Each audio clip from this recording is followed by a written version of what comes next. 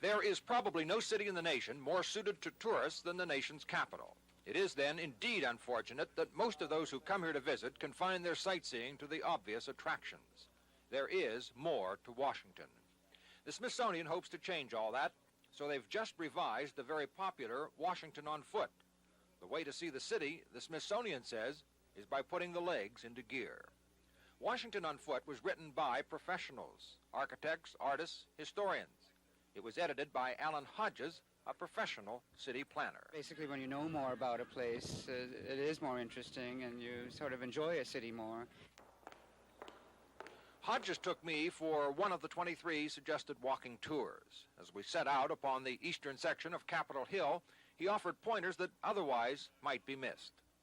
It's full of townhouses, as you can see, red brick, some granite, but largely brick that's been painted to all different colors. There's no set pattern of architecture, but yet the whole area has a certain uniformity to it. For example, the townhouses at 512 and 514 East Capitol Street were built in 1870 and are representative of the flat facades and really elaborate cornices and lintels that were done in those days. You don't ever see buildings built like that anymore.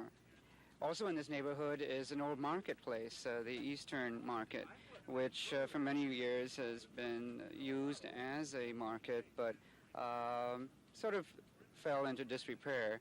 Now it's being rehabilitated, and a lot of new shops have opened up in it.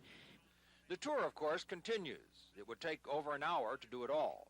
Most of the journeys run between 1 and 3 hours. Hodges suggests making them all so that you'll see the real city. But he offers some very practical advice. Make sure you have a good pair of shoes.